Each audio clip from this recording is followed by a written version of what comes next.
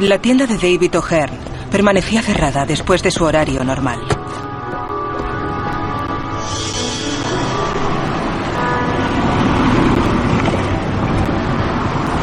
La razón de su ausencia no solo impresionaría a los agentes más curtidos, sino que se extendería a toda la comunidad.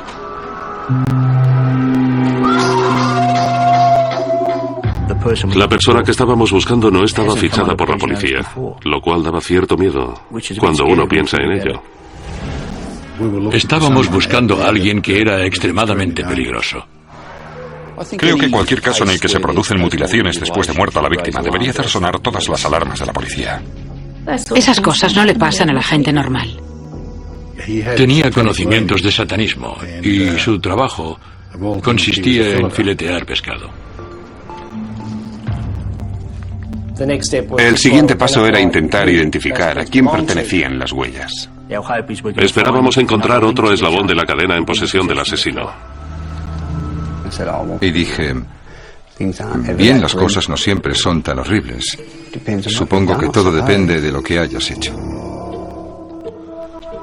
Tener dos brutales asesinatos a menos de 2 semanas entre uno y otro te obliga a pensar en qué está pasando.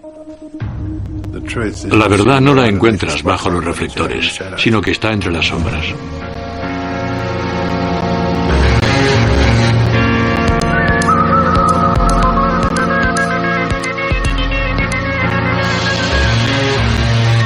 Crímenes imperfectos. Investigadores forenses. Cuando sus familiares llegaron a la casa de David O'Hearn, descubrieron algo realmente horrible. El hombre de 60 años había sido asesinado.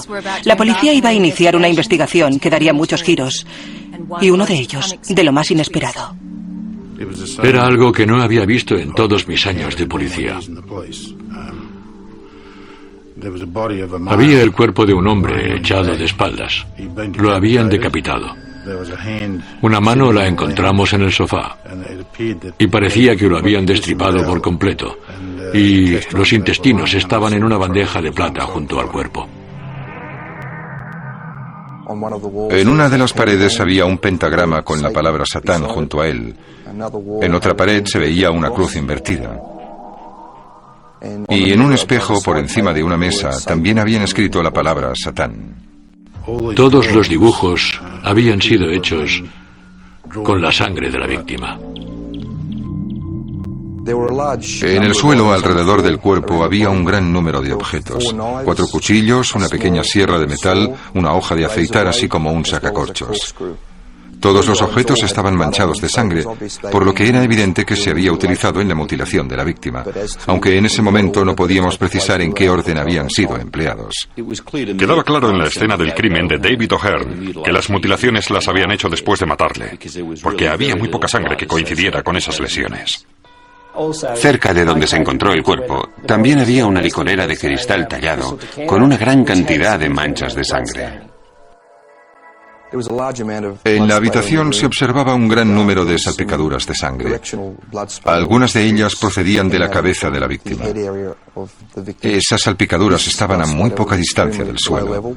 Procedían de una fuente situada casi a nivel del suelo, lo que indicaba que gran parte de las heridas en la cabeza de la víctima se habían producido cuando ésta estaba echada en el suelo. Entramos en la cocina y encontramos la cabeza decapitada. Estaba en el fregadero.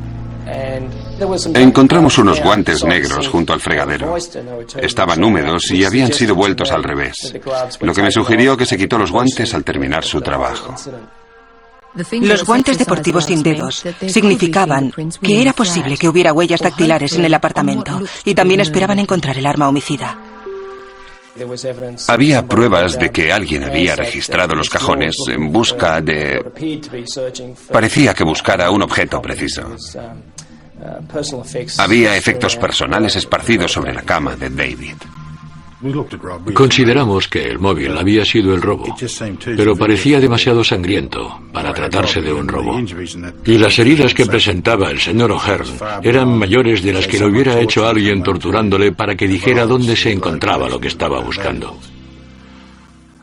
Creo que en un principio supuse que el crimen lo había cometido alguien dominado por la ira. No parecía seguir un patrón, ni un plan, ni que hubiera un motivo para que alguien matara a una persona con tal grado de crueldad, decapitado y destripado. Para los habitantes de Dapto, Dave O'Hearn era una cara amable tras el mostrador de la pequeña tienda. Por eso no podían entender cómo alguien podía matarle, especialmente de forma tan horrible. No puedo imaginar que estuviera implicado en nada que justificara lo que tuvo que sufrir. En una investigación como esta, siempre se asigna un equipo para investigar a la víctima. Para nosotros es importante saber quiénes eran sus amigos, con quién hacía negocios, los lugares que frecuentaba, de dónde procedía y todo lo relacionado con él.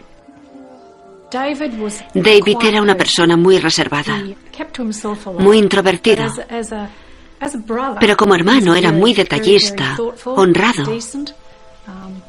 No era perfecto, pero realmente era un buen hombre. Hacía unos 2 años que David tenía esa tienda. Siempre podías pedirle un préstamo. Y creo que le gustaba ayudar a la gente que él creyera que podía necesitar que se le echara una mano. No sabíamos de nadie que pudiera odiarle tanto. No era una persona a la que pudieras odiar. Cuando encontraron el cuerpo de David O'Hearn, el estado de su ropa le dio a la policía una posible pista sobre su asesinato. El hecho de que le hubieran bajado los pantalones hasta los tobillos y todo lo demás sugería que podía tratarse de un crimen de raíz homosexual. Aunque hubiera algunas indicaciones de que fuera homosexual, todas sus relaciones... Recuerdo que en sus 60 años de vida solo encontramos 3 relaciones. Mi familia siempre ha negado que fuera homosexual, pero yo estoy segura de que lo era. Aunque de una forma muy discreta. No presumía de ello. Era muy discreto. El hecho de que David no tuviera ningún enemigo nos indicaba que la persona que lo había asesinado era un desconocido para David. Y en ese caso, sería mucho más difícil identificar al asesino. La primera pista de quién podría ser ese desconocido la obtendrían en los extraños dibujos satánicos realizados con la sangre de David que aparecían en las paredes de su salón. David O'Hearn, de 63 años, estaba muerto. La policía, vecinos y familiares no tenían ni idea de por qué el popular tendero había sido asesinado tan brutalmente. Los agentes esperaban que sus últimos movimientos conocidos les proporcionaran alguna pista. Era una criatura de costumbres. Siempre abría y cerraba la tienda a la misma hora. Por lo que pudimos calcular aproximadamente a qué hora cerró la tienda. Normalmente cerraba a las 5 de la tarde. En su coche encontramos unas bolsas de un supermercado de Dapto y en una de las bolsas el ticket que indicaba que había pasado por caja sobre las 5:30. Además, examinamos las imágenes de las cámaras de seguridad del centro comercial y confirmamos que fue David quien pagó por las compras. Cuando salía de la tienda se encontró con una de las enfermeras de nuestra madre y ella le preguntó: «Hola David, ¿cuándo irás a ver a tu madre?» Y él dijo: «Pasaré mañana, dale recuerdos y dile que pasaré a la hora de comer con un bocadillo». Por lo que nosotros sabemos, ella fue la última persona con la que habló David. Eso nos dio información sobre su estado mental, que indicaba que se encontraba feliz y bien. No parecía estar amenazado ni que le siguiera a alguien. El hecho de que su vehículo se encontrara en el garaje y en su interior hubiera bolsas de productos perecederos nos sugirió que el encuentro con el asesino ocurrió poco después de dejar el coche en el garaje. No había ninguna señal de que hubieran forzado la puerta y eso nos indicaba que o bien conocía a la persona en cuestión y le dejó entrar, o la puerta estaba abierta y dicha persona entró sin más. La autopsia estableció que la causa de la muerte era un traumatismo importante en el cráneo causado por un objeto romo. La parte posterior del cráneo presentaba varias heridas, lo que pone de manifiesto que el señor O'Hearn no miraba a su atacante cuando éste le causó dichas heridas. Por ello supongo que se trató de un ataque por sorpresa. El señor O'Hearn presentaba fractura de cráneo y había pelos y sangre en la licorera que coincidían con las heridas. Por ello pensamos que la licorera era el arma homicida. La licorera ensangrentada y el tapón de la misma fueron examinadas en el laboratorio de criminología. La licorera fue colocada en una cabina de seguridad de cianocrilato en busca de posibles huellas dactilares. Se utiliza superglue, que se evapora cayendo sobre la superficie, revelando como materia blanca visible cualquier huella dactilar sobre la misma. Las huellas dactilares de ese objeto en concreto sugirieron al equipo investigador que el agresor había tocado el tapón de la licorera, por lo que el paso siguiente era saber a quién pertenecían dichas huellas.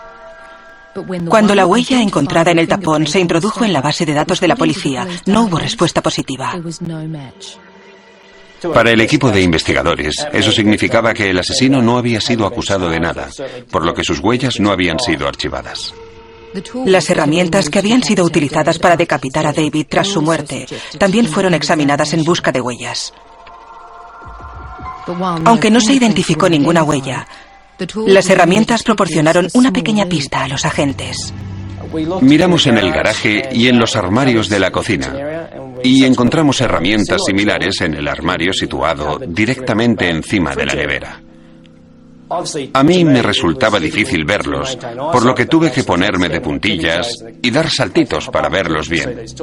Pero era muy fácil para mi compañero. Eso me sugirió que el asesino tenía una estatura de 1,80 m. Pudimos demostrar que en la cocina de David había otros cuchillos parecidos. Encontramos algunas herramientas parecidas a las que hallamos en la moqueta. Dedujimos de ello que el asesino se presentó desarmado en la casa. Los dibujos satánicos hechos con sangre en las paredes de la escena del crimen también proporcionaron a la policía una pista crucial: información sobre la identidad del asesino. El hombre encontrado muerto en su casa de la costa sur podría ser la víctima de un culto satánico. El macabro caso, al sur de Wollongong, tiene perplejos a los agentes. Una de las líneas de investigación consistía en identificar a la gente que vivía en esa zona que estuviera interesada en actividades satánicas. Habíamos recibido información relacionada con un tipo llamado Shriver, que parecía interesado en los cultos satánicos. En el curso de la investigación averiguamos que Shriver vivía a pocas casas de distancia de O'Hearn. En ese momento nuestro interés se centró en él. La policía cree que el asesinato formaba parte de un ritual obra de adoradores del diablo. Detective Sargento Raymond, este es el detective sargento. Era importante hablar con Keith Shriver. La policía fue a su casa, en la misma calle que vivía David O'Hearn, y hablaron con el compañero de piso de Keith. Este no estaba en casa, pero les invitó a inspeccionar la habitación de Keith, y en ese momento identificaron un buen número de dibujos relacionados con la escena del crimen. En su dormitorio encontraron unos dibujos que mostraban cuerpos decapitados y destripados. Como consecuencia de ello, Shriver pasó a ser el principal sospechoso. Lo primero que pensé es que Keith, si no estaba directamente implicado con el asesinato, estaba relacionado con él. Existían demasiadas similitudes entre los dibujos encontrados en su dormitorio y los observados en la escena del crimen. Era importante que localizáramos a Keith para interrogarle sobre sus movimientos la noche del crimen. ¿Es usted Keith Shriver? Sí. Localizamos a Shriver en su puesto de trabajo, un mercado de pescado. Su trabajo consistía en filetear pescado. ¿Dónde estuvo el pasado viernes? ¿Trabajando? Nos dio su versión de los hechos. Su coartada era que había pasado la noche con su jefe y, de hecho, había dormido en el suelo. ya que tenían que levantarse temprano para ir al mercado de pescado de Sídney. La policía habló con su empleador, que confirmó que había pasado la noche durmiendo en el suelo de su salón. La única vista de la policía se había desvanecido y estaban como al principio. Y lo que es peor, se produjo otro asesinato y las similitudes con la escena del crimen del caso O'Hearn no podían ser ignoradas. David O'Hearn había sido encontrado muerto en su apartamento. Lo habían mutilado y destripado. Ahora, solo 2 semanas después, y a tan solo 1 kilómetro de distancia, los agentes debían investigar otro asesinato. Un asesinato que tenía horripilantes similitudes con el primero.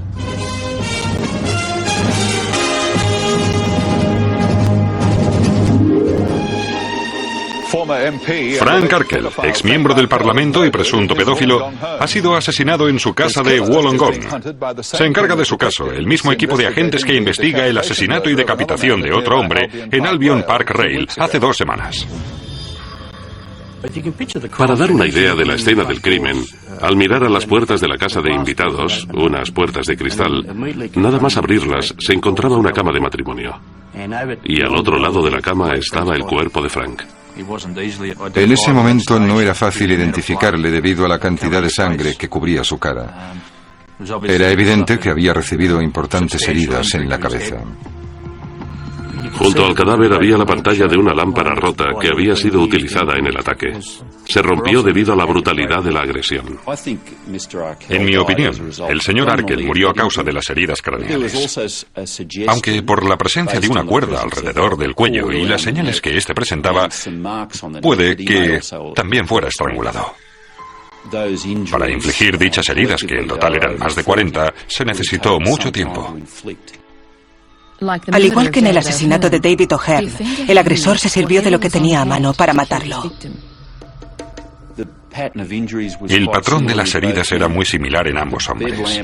La lámpara que se utilizó para matar a Frank Arkell y la licorera, en el caso del señor O'Hearn, ambas fueron armas hijas de la oportunidad, ya que estaban en la escena del crimen. De igual modo, la mutilación del cuerpo tuvo lugar después de muerto. Cuando examiné la cara de Frank Arkell me di cuenta de una característica muy rara y sádica. Le habían clavado en la cara 3 alfileres de corbata. Uno había sido hundido profundamente en una mejilla, mientras los otros 2 se los habían clavado uno en cada ojo. Unas mutilaciones post-mortem, similares en el cuerpo, me llevaron a pensar que el autor de ambos asesinatos fuera el mismo. Mientras la policía buscaba pistas en el apartamento que el asesino pudiera haber dejado tras de sí, encontraron una tartera llena de alfileres de corbata. Dado que a la víctima la habían agredido con unos alfileres de corbata, era muy posible que el agresor los hubiera tocado. La tartera, junto con la puerta corrediza de cristal, la única entrada en el apartamento, fueron enviadas al laboratorio en busca de huellas. Ambos elementos aportaron resultados positivos, pero ninguna de las huellas coincidía con las de la base de datos de la policía. Y tampoco coincidían con las huellas encontradas en la escena del crimen del señor O'Hearn. El hecho de que no coincidieran no sugería que no provenían de la misma ni del mismo agresor, solo que eran de otro dedo. Para nosotros ambos casos estaban relacionados y lo primero que teníamos que hacer era identificar las huellas dactilares, pero no obtuvimos ningún resultado positivo, principalmente porque las huellas no estaban archivadas, lo cual daba cierto miedo cuando uno piensa en ello, porque la persona que estábamos buscando no estaba fichada por la policía y de repente empieza a asesinar gente. La policía solo veía un posible móvil en el asesinato de Frank Arkell: venganza. La escena del crimen sugería un gran odio. Y Frank Arkell había sido acusado hacía poco de pedofilia. Algo a lo que me opongo con todas mis fuerzas es que una persona de cierta edad acose a los jóvenes. Hace 13 meses el exalcalde fue detenido y acusado de 26 delitos sexuales relacionados con niños y hombres. Iba a ser juzgado en septiembre por 4 de los cargos. La policía está vigilando muy de cerca a pederastas conocidos que vivían en la zona. Los agentes están interrogando a algunas de las víctimas de Frank Arkell. Interrogamos a mucha gente y se tomó declaración a personas que habían alegado que Frank las había agredido sexualmente.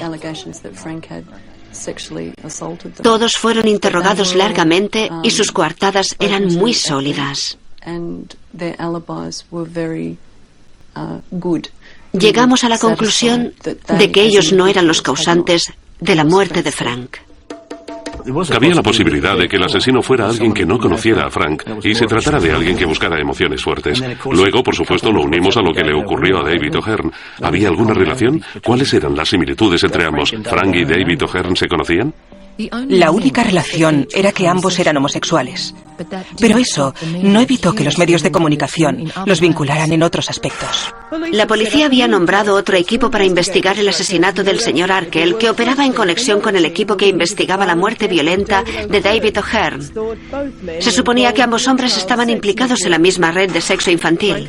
Frank Arkell se enfrentaba a múltiples cargos, acusado de drogar a jóvenes para luego obligarles a mantener relaciones sexuales con él. Se cree que conocía a David O'Hearn, de 60 años, quien fue encontrado asesinado en su casa de Wollongong hace 2 semanas. Creo que no tenían hechos concretos. Parece que se lo iban inventando y eso es lo que más le dolió a la familia. La forma en que la prensa describía a David como un pervertido. Un pervertido implicado en un crimen perverso como la pedofilia.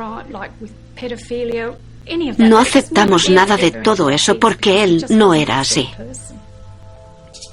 Debo decir que cuando examinamos la vida de David, y sin duda profundizamos al máximo, con lo que sabíamos casi todo sobre ese hombre, ese era un ángulo que podíamos eliminar. El hecho era que 2 hombres habían sido asesinados en solo 2 semanas. Se temía que el asesino volviera a matar o que hubiera matado antes y no se tuviera constancia de ello.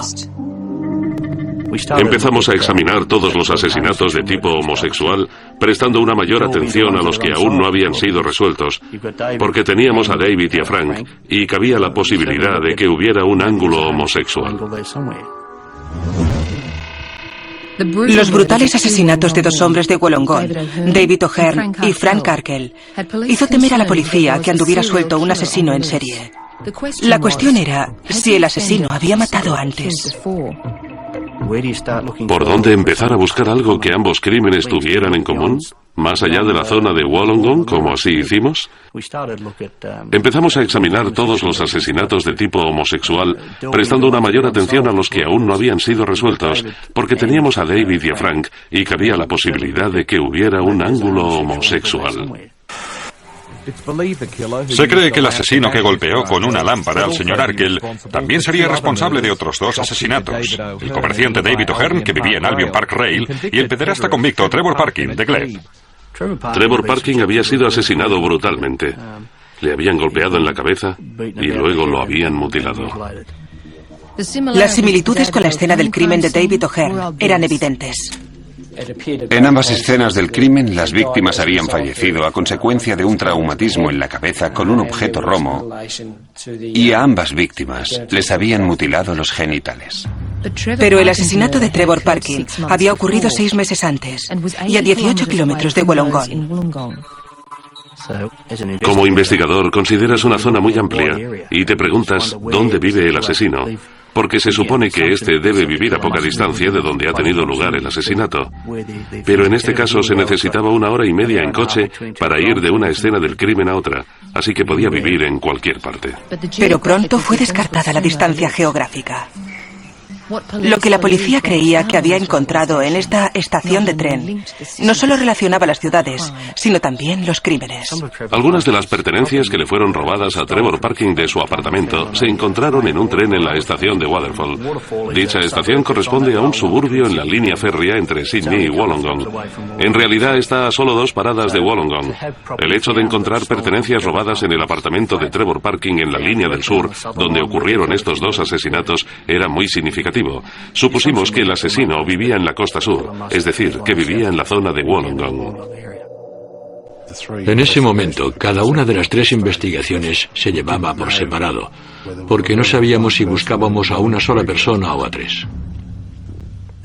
Fue muy importante para nosotros encontrar la huella de una mano ensangrentada en la pared del apartamento de Trevor Parkin, en Glebe. Fue muy extraño encontrarla y tenía un valor extraordinario. Pero la huella de esa mano no coincidía con ninguna de la base de datos, ni las huellas dactilares con las de las escenas del crimen de O'Hearn o Arkell. Por lo menos en una de las escenas del crimen teníamos la huella de una mano que con seguridad debería coincidir con las de los otros casos. Pero teníamos que encontrar en esa mano un dedo que coincidiera con las huellas dactilares de las otras escenas del crimen. Pero la mano ensangrentada no coincidía con las huellas encontradas en la licorera o en la puerta de Frank Arkell. Hay que recordar que tenemos 10 dedos y a menos que se disponga de un juego completo de huellas, ni en 1.000.000 de años coincidirán, a menos que se tengan 2 juegos completos de huellas para compararlos. A pesar de que la policía no disponía de ninguna huella dactilar que les ayudara a identificar al asesino, habían encontrado pruebas sólidas en la residencia de Arkell que ahora estaban investigando. Habíamos encontrado unos pantalones de chándal de Nike vueltos al revés, como si alguien se los hubiera quitado precipitadamente, dejándolos en el suelo. Y un par de botas colorado muy populares en esa época. Los pantalones de chándal eran de la marca Nike, con una raya muy ancha, y Frank nunca se hubiera puesto algo así. Las botas Colorado eran del número 43 y él calzaba un 39, por lo que era evidente que dichas prendas las había abandonado el asesino. Los agentes sabían que el asesino había utilizado objetos encontrados en la escena del crimen para acabar con sus víctimas. Era muy probable que también se hubiera llevado algo de ropa de Arkell. Recuerdo haber visto en el interior de la casa principal la parte de un chándal de color granate y unos pantalones del mismo color. Creo recordar que también vi la parte superior de un chándal negro, pero no pudimos encontrar los pantalones. Por ello empezamos a buscar en la casa para ver si encontrábamos lo que faltaba. ¿Coincidía la parte superior del chándal con los pantalones? Con la ayuda de la sirvienta examinamos toda la ropa de la casa principal. Teníamos la parte superior, pero nos faltaban los pantalones. Supusimos que el asesino había abandonado su ropa manchada de sangre y se había puesto unos pantalones del chándal de Frank. Si llegábamos a detenerle, esperábamos encontrar algún otro objetivo de la casa de Frank, otro eslabón de la cadena en posesión del asesino. Pero antes tenían que encontrar al asesino, y las botas constituían una buena pista. Aprovechamos la oportunidad que nos había dado el asesino al permitirnos tener sus botas. Era algo muy valioso para el equipo investigador. Seguimos la pista de las botas Colorado hasta el fabricante. Pudimos saber los números de los lotes y de las empresas que las habían distribuido. No había nada que no supiéramos sobre las botas Colorado. Identificamos una tienda en concreto en la zona de Wollongong. Así que fuimos a la tienda, pedimos los registros de ventas de botas Colorado y acabamos con las facturas de 6 tarjetas de crédito. La policía tenía que localizar a esos 6 clientes. Uno de ellos podía ser el asesino. En la mayor parte de los casos, la gente aún tenía las botas. En algunos casos las llevaban puestas cuando hablaron con los agentes. Rápidamente pudimos eliminar a esas 6 personas de la lista de posibles sospechosos.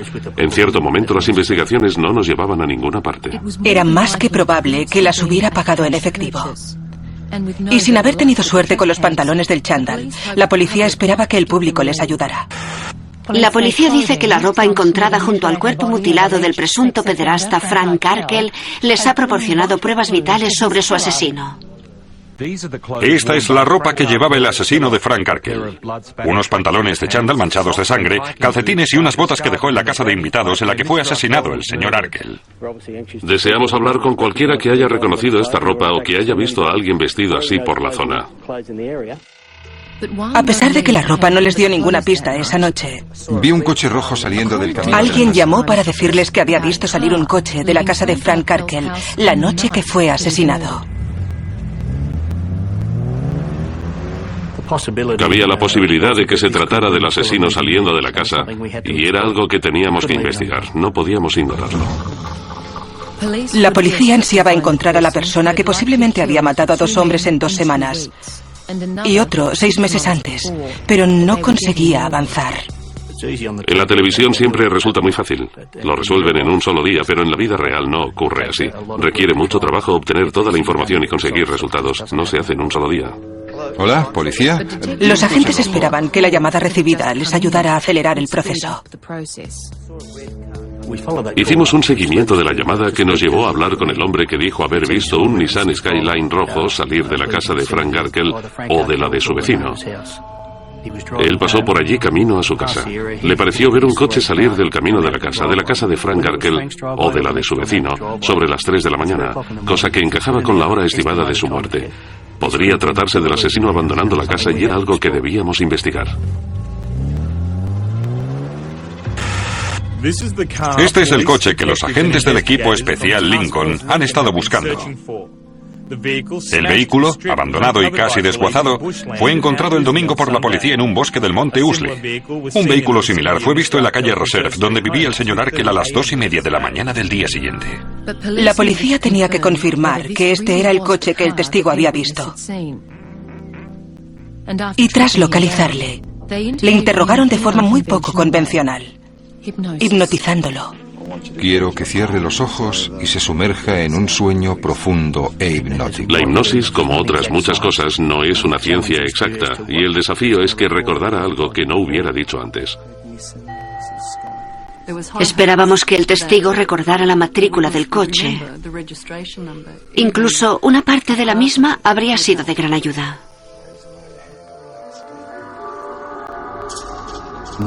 Iban una o dos personas en el coche. ¿En qué dirección iba el coche? ¿Podría describir alguna señal o marca que lo identifique? Gracias a la hipnosis pudimos confirmar que sí, había visto un Nissan Skyline de color rojo y creo que recordó que salía de la casa de Frank Garkel. Además, solo iba una persona, un varón solo en el coche. Y nos facilitó su descripción. Y en base a esa descripción, un artista realizó el dibujo de la persona que estábamos buscando. La imagen ampliada por ordenador, dibujada tras una sesión de hipnosis, fue mostrada a un testigo que había visto un coche rojo cerca de la casa del señor Arkel la noche de su asesinato. Nuestro testigo cree que el dibujo tiene un parecido del 70% con la persona que vio. Como consecuencia del examen del Nissan Skyline rojo, se analizaron en el laboratorio un buen número de objetos, pero desgraciadamente no proporcionaron ninguna relación entre el vehículo y el asesinato.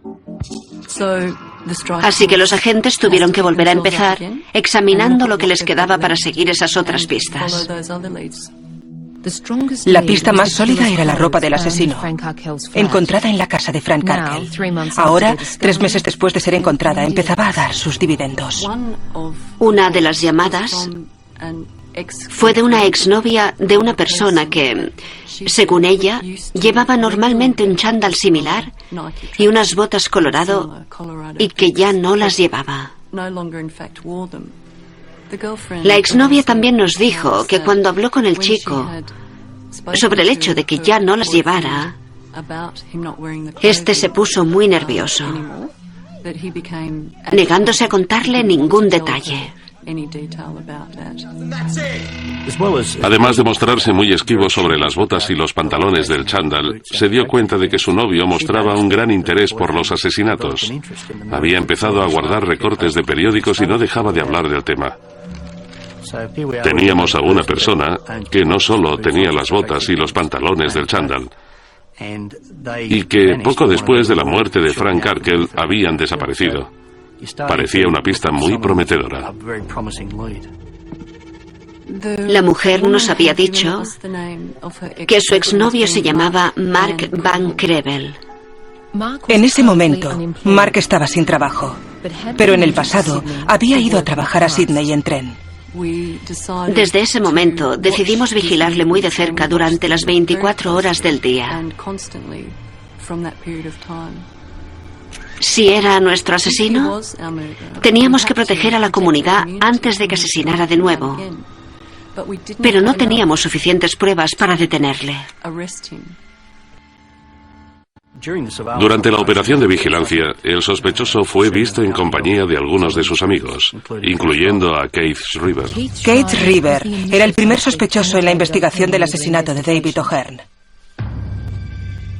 Coincidió, y eso fue muy relevante, que Keith Schreiber vivía en la misma calle que David O'Hearn y en la que Mark Van Crevel vivió durante largos periodos de tiempo con Keith Schreiber en su casa.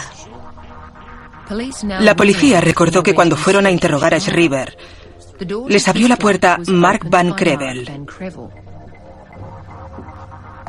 En cualquier caso, Van Crevel había estado en la comisaría en ese momento. Había volado por debajo del radar. Solo era el testigo de una coartada. Como resultado de ello, se interrogó a Mark Van Crevel sobre los movimientos de Keith. Le dije que le harían más preguntas. Como con cualquier persona que es interrogada en una investigación de asesinato, se hace una copia de dicho interrogatorio y la firman tanto el interrogado como el agente, y el documento es archivado en una bolsa de plástico por si es necesario utilizarlo durante la investigación. Se nos ocurrió que podríamos sacar las huellas dactilares de la declaración que había hecho como testigo a favor de Keith Schreiber. Para obtener unas huellas de un trozo de papel, la prueba se sumerge en un líquido luminiscente llamado luminol. Ese producto reacciona con los aminoácidos de las huellas que están en el papel. Las huellas aparecen y son claramente visibles. Las manchas revelaron unas huellas muy claras que coincidían con las encontradas en la escena del crimen del caso O'Hearn y Arkell. Por fin teníamos una prueba prometedora. Habíamos identificado sus huellas en el documento y eso le relacionaba con ambos asesinatos. A pesar de que no tenían duda de que las huellas pertenecieran a Mark Van Crevel, la policía no pensaba detenerle hasta estar absolutamente seguros.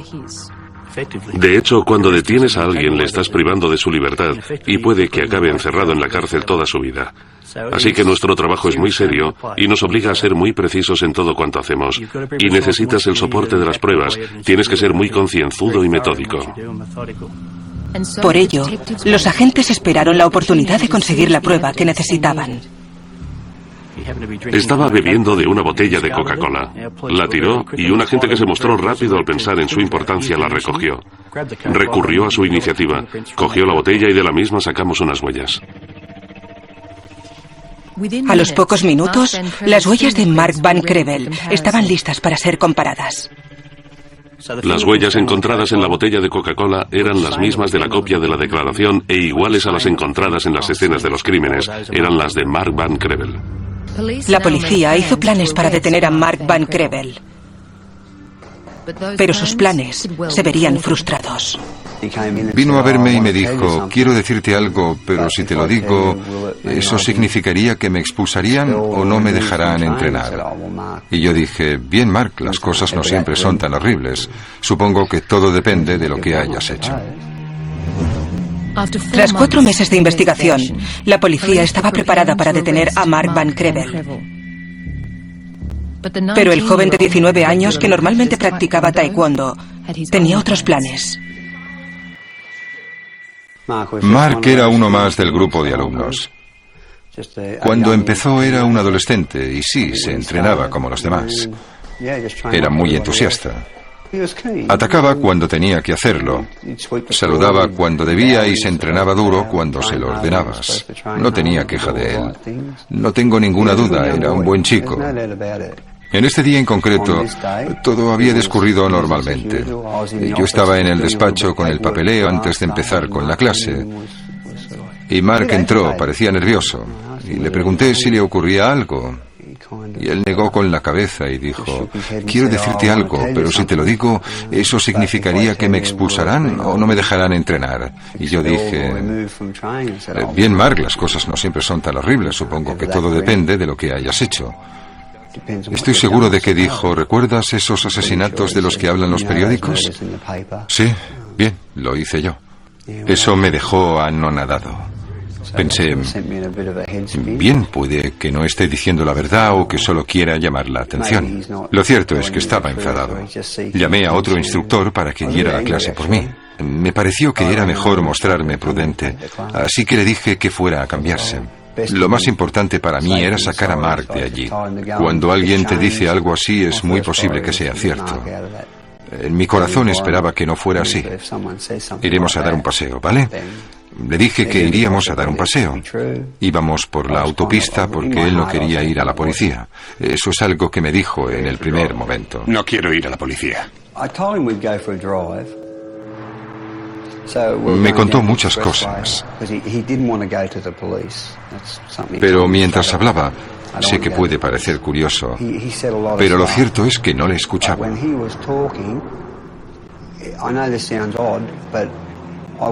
Porque mentalmente planeaba cómo podría llevarle a la comisaría lo más rápido posible.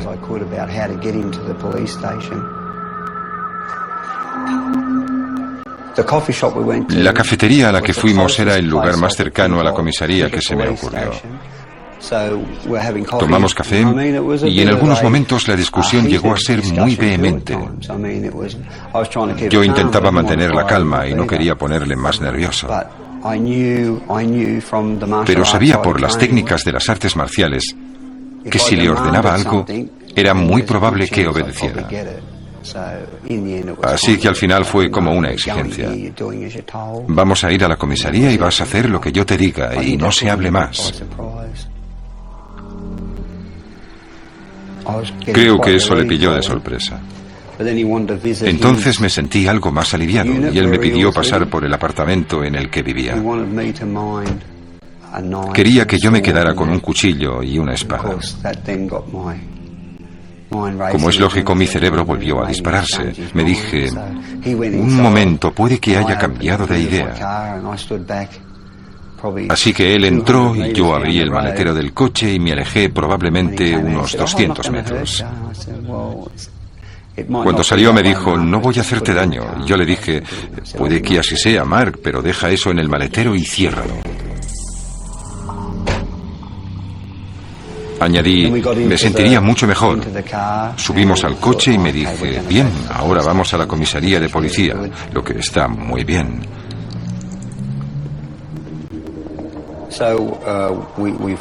Por fin llegamos a la comisaría y me sentí más aliviado. Hablamos con la agente de recepción que nos preguntó qué queríamos y yo le dije que necesitaba hablar con el agente que estuviera al mando. Me preguntó con relación a qué y le expliqué, bien, el joven que me acompaña se llama Mark, ha admitido haber cometido 2 asesinatos. Mark Van Crevel entró voluntariamente en la comisaría de policía de Wollongong. Su espeluznante confesión le llevó toda la noche, hasta primeras horas de la mañana. En sus propias palabras, ¿podría darnos toda la información que tenga sobre la muerte del señor O'Hearn? No sabía gran cosa sobre David, pero le asesiné.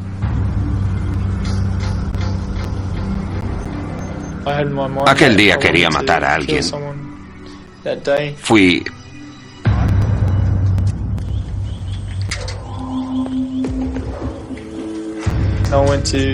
a la casa de David O'Hearn sobre las 6 de la tarde. Y sin más, entré en su casa. Le diré al inspector Cassar que se ponga ahí, ocupando el lugar de David O'Hearn para esta demostración. Quiero que se levante, por favor, y vea si puede indicarnos. Si el inspector Cassar camina hacia allí, si usted podría indicarnos qué es lo que hizo. Sí, me acerqué y ¡bang! Le golpeé en la cabeza y él se cayó ahí. No se pierdan el próximo episodio en el que tendrá lugar un increíble encuentro cuando entremos en la mente de un asesino.